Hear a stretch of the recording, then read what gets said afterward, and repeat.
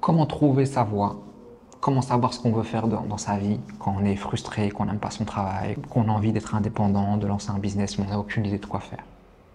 Comment est-ce qu'on fait?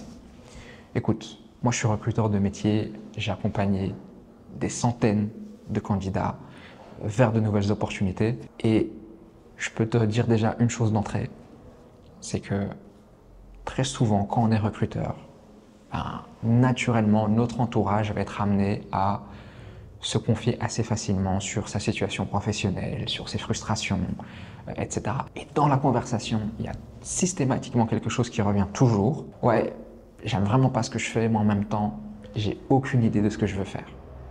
Je sais pas du tout quoi faire, je sais pas ce qui m'intéresse, je suis perdu. Laisse-moi te dire une chose, c'est complètement faux. Dans 80% des cas, crois-moi, tu sais exactement ce que tu veux faire. Et ça, je vais te le démontrer avec une technique très simple. Parce qu'en réalité, il suffit de poser une seule question. Ça, c'est une question que j'utilise toujours et qui est tellement efficace pour vraiment trouver et comprendre ce que vous voulez vraiment. Donc, cette question, je vais vous la poser et je vais vous demander de répondre instinctivement. La première chose qui vous vient à l'esprit.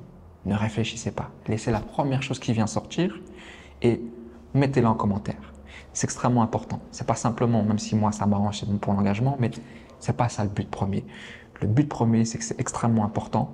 C'est que peu importe l'objectif que vous poursuivez, c'est important de le manifester. C'est important de le sortir. Quand vous faites des invocations, vous n'utilisez pas le conditionnel.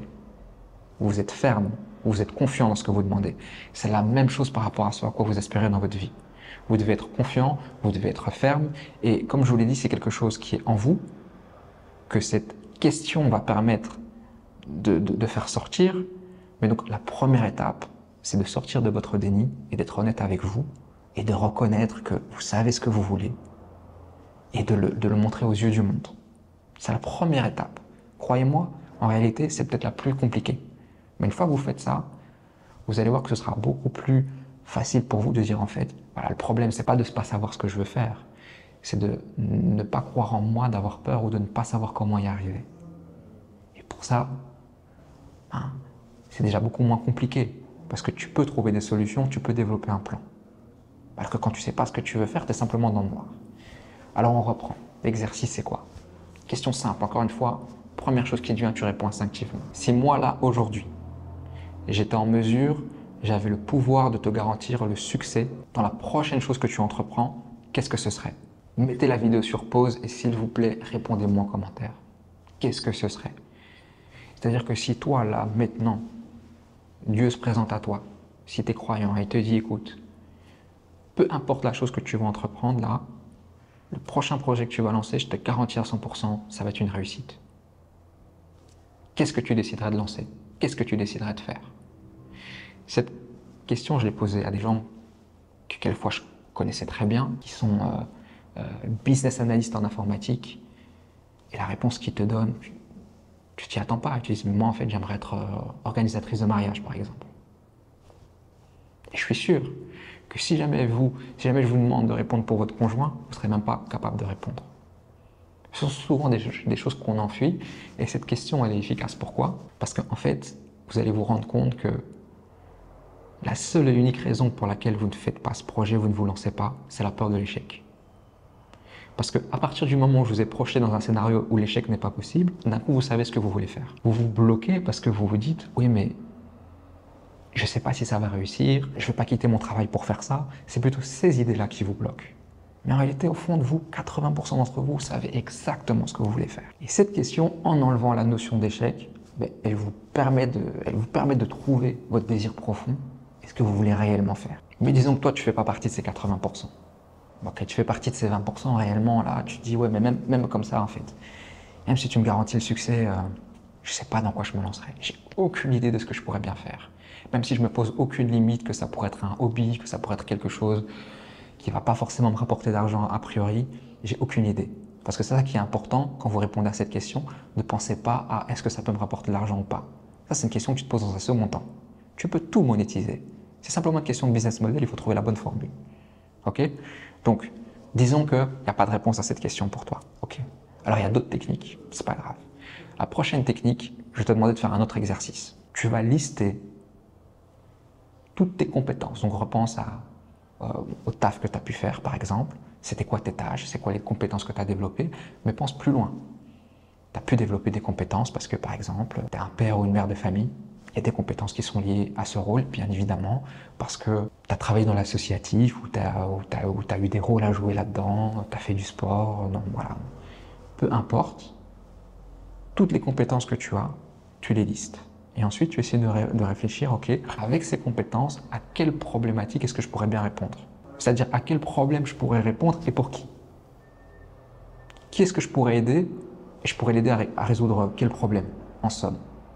Donc, tu essaies de te projeter, tu essaies de réfléchir à ça. Et si tu as du mal, un outil qui peut être extrêmement efficace pour t'aider, c'est ChatGPT. Tu lui demandes d'être ton coach de vie ou ton coach professionnel. Tu lui expliques ton problème, tu lui expliques que toi, tu veux soit te lancer un business ou soit te changer de travail, parce que ça fonctionne pour les deux. Trouver quelque chose, tu vas être beaucoup plus épanoui et tu aimerais qu'il te pose des questions pour vraiment t'aider à comprendre ce que tu veux faire, ce dans quoi tu es bon et parmi les choses dans lesquelles tu es bon, qu'est-ce qui pourrait te permettre de développer une activité ou de gagner mieux ta vie ou de faire quelque chose que tu préfères. Et donc, ChatGPT va être ton coach. Et donc, ça va te permettre, en ayant une discussion avec lui-même, ça va te permettre, toi aussi, de sortir certaines choses en toi et d'avoir une visibilité beaucoup plus claire de ce que tu sais faire et de ce que tu veux faire. Le troisième exercice, tu vas voir, il est aussi très intéressant.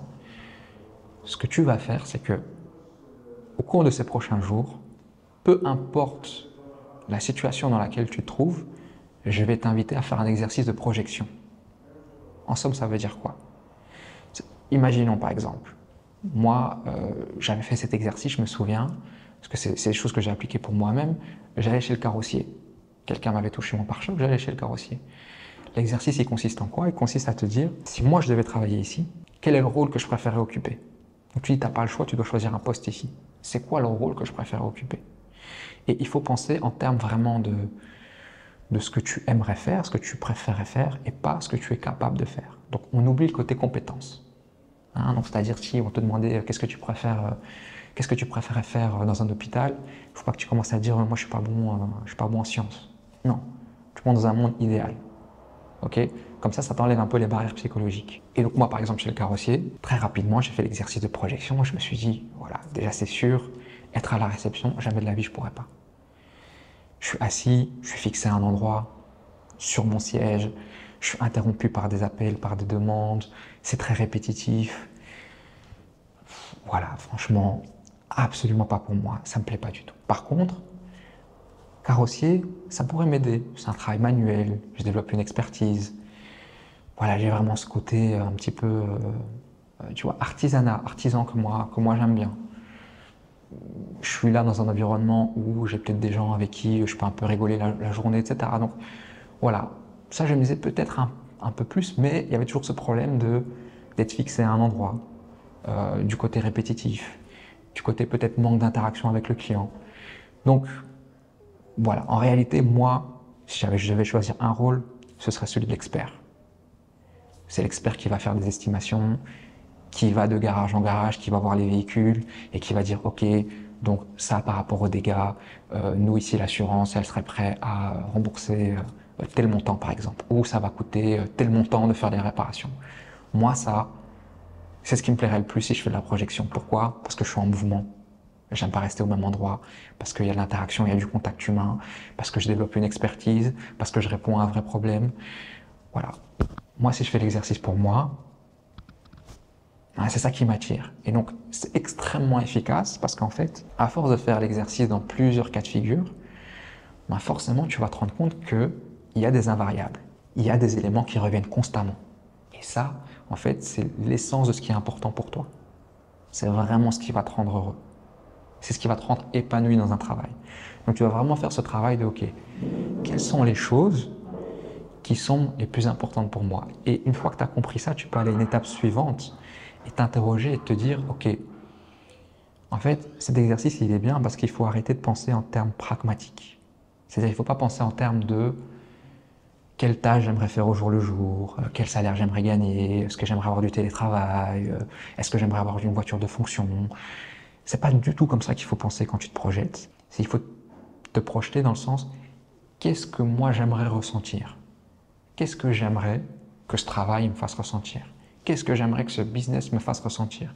Et dans un second temps, parce que c'est lié, qu'est-ce que j'aimerais faire ressentir aux autres? Et donc ça va te permettre de vraiment beaucoup mieux cibler ce qui est important pour toi et de te dresser un petit peu l'idée d'un rôle ou l'idée d'une activité ou l'idée d'un business. Par exemple, ce qui est important pour moi, c'est la liberté, c'est l'indépendance.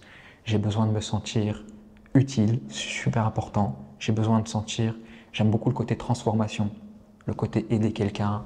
Voilà, il est à l'étape 1, et l'aider à l'évoluer pour aller jusqu'à l'étape 10. Voilà, pour moi, ça, c'est des éléments qui me parlent et qui m'attirent. Qui sont importants pour moi, naturellement. Et donc, c'est parce que je me suis posé ces questions qu'aujourd'hui, c'est clair pour moi et que ça devient facile d'avoir un espèce de filtre, en fait. Et quand je suis face à un projet, à une opportunité ou une idée de business, je vais sans cesse me poser la question, ok, mais est-ce que tes besoins primaires, est-ce que ça y répond? Est-ce que ce business va te permettre de te sentir libre? Est-ce que tu vas apporter de la valeur aux gens? Est-ce que tu les aides à se transformer? Est-ce que c'est un business qui est varié, dans lequel tu utilises plusieurs compétences et dans lequel tu apprends toujours? Voilà, ça c'est des trucs qui sont importants pour moi. Si jamais ça ne répond pas à ces critères, je sais que c'est pas pour moi. Même si mon cerveau, des fois, essaie de me convaincre.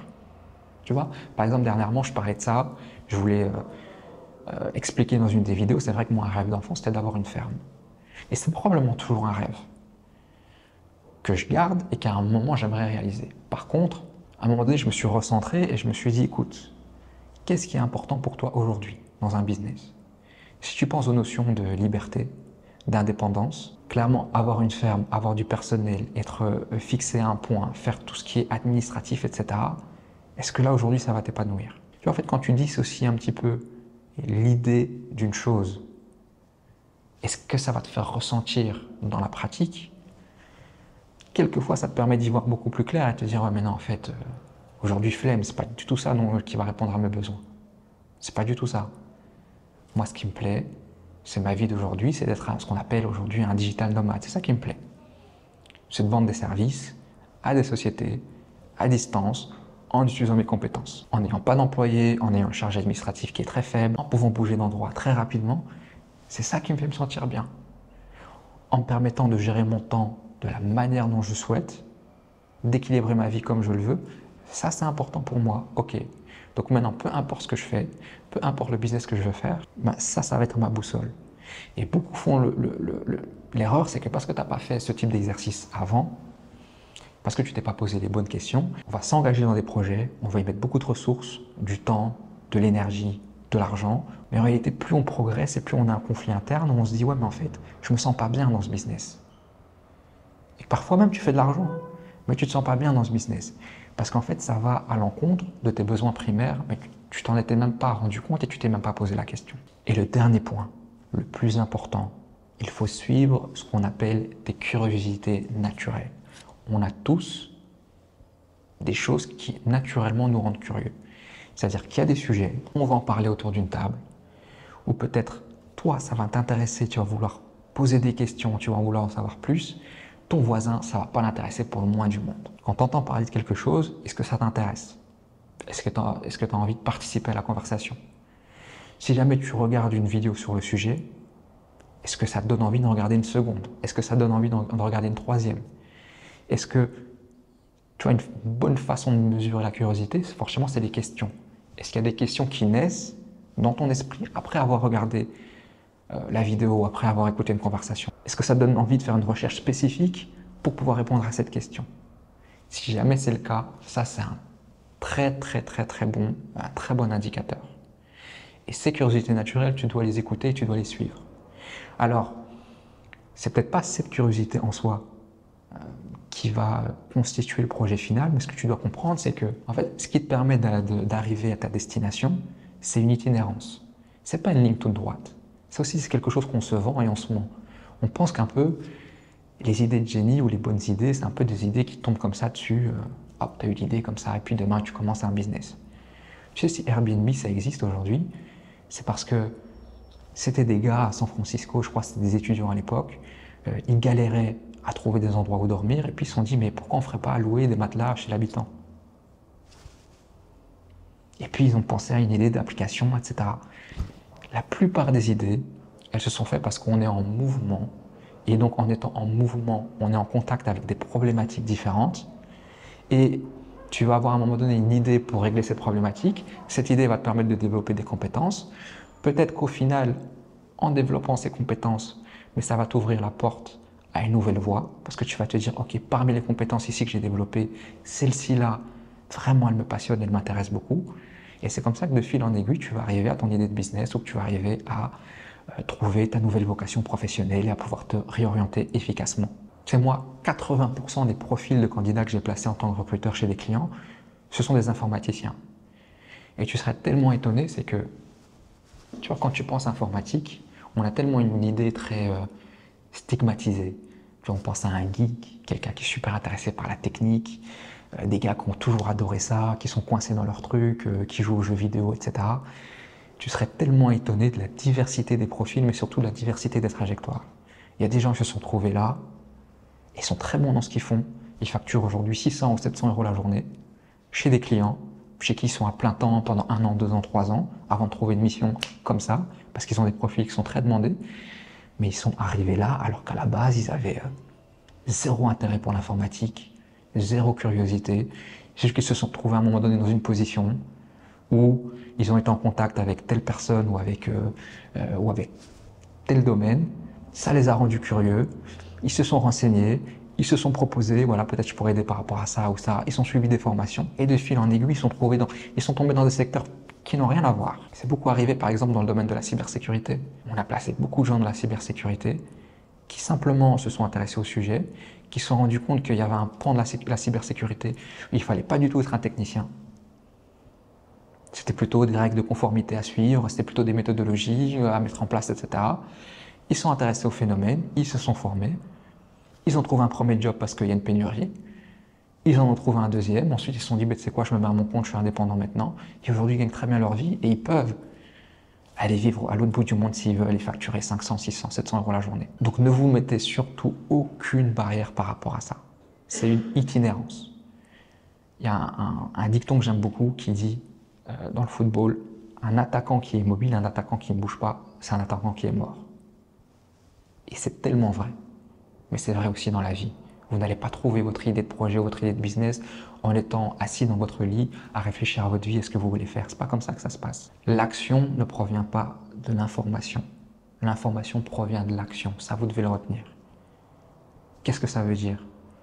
Ça veut dire que c'est en faisant que tu vas comprendre, que tu vas apprendre et que tu vas découvrir et que tu vas avoir des idées. C'est pas en faisant des recherches et en cherchant de l'information que tu vas savoir ce qu'il faut faire. Et ça, c'est valable, peu importe le domaine. Peu importe le domaine. Je ne sais pas si vous connaissez l'histoire de cette Chinoise qui est devenue extrêmement riche. Comment elle est devenue riche? Elle travaillait dans des entrepôts. Et donc, elle a vu un petit peu le début de l'essor avec Amazon et donc l'e-commerce et les livraisons de colis, etc. Et elle a eu une idée, croyez-moi, souvent c'est les idées les moins sexy qui rapportent le plus. Elle s'est dit, mais avec tous les colis qu'ils envoient là, ils vont avoir besoin de plein de cartons. Et elle a simplement lancé un business de carton juste à côté du port. Et donc elle a commencé à donner des cartons à ces sociétés qui doivent faire du transport, enfin à vendre des cartons, à fabriquer et à vendre. Et elle est devenue extrêmement riche comme ça. Vous pensez quoi? Que ça là, c'est une idée que vous auriez pu avoir dans votre lit en réfléchissant, mais jamais de la vie. C'est parce que tu es en activité, tu travailles là, tu vois un problème, tu y penses, tu dis que ok, mais en fait, peut-être qu'on pourrait le résoudre comme ça. Et puis tu tentes. Peut-être que ça va donner quelque chose, peut-être pas, mais c'est pas grave, tu as développé des compétences, tu as appris un truc. Alors maintenant, tu vas essayer de reproduire ça par rapport à un autre problème. Et c'est de fil en aiguille que tu vas trouver ta voie. Et cet exemple que je vous donne avec Amazon, c'est pour vous montrer que peu importe tes compétences, peu importe le domaine, peu importe que ce soit pas sexy, peu importe que tu aies un background qui soit plutôt manuel ou autre, c'est vraiment possible pour tout le monde, peu importe ton âge, peu importe ton expérience, peu importe ton profil. Ça n'a absolument aucune importance. Et abonne-toi parce que dans la prochaine vidéo, ce que je vais faire, c'est que je vais te donner 10 idées dans des secteurs très différents sur comment gagner, comment faire de l'argent en ligne. Et comme je te l'ai dit, ce sont des compétences qui sont soit dont tu disposes déjà, parce que je connais un petit peu l'audience que j'ai, donc par rapport aux commentaires que vous faites, etc. Il y a beaucoup de gens, par exemple, qui ont un background dans l'administratif. Moi, typiquement, avec ce type de profil, parmi les idées que je vais te donner, tu vas voir qu'il y en a qui sont totalement adaptées à toi. Donc, j'aimerais faire attention que ce soit diversifié, que ce soit équilibré et que ce soit des idées qui soient réalistes, de vrais business. Soit je le sais parce que moi-même j'ai fait de l'argent avec ces idées-là, ou soit parce que moi-même j'ai dépensé beaucoup dans ces services, parce qu'il y a un gros besoin. Et je ne suis pas seul dans la situation. Quand j'ai dépensé beaucoup d'argent, c'est moi et les gens de mon réseau qui sont aussi indépendants. Donc je vais te partager ces 10 idées de business et je vais te montrer comment trouver tes clients. Donc abonne-toi, ça se passe dans la prochaine vidéo. Et si tu n'as pas encore vu la première vidéo de la série, parce que c'est une série de 4 ou 5 vidéos, je ne sais pas encore, je te mets le lien pour aller voir la première vidéo parce qu'elle est super importante. Si tu as trouvé de la valeur dans cette vidéo, s'il te plaît, mets un commentaire, like, abonne-toi et on se voit très prochainement.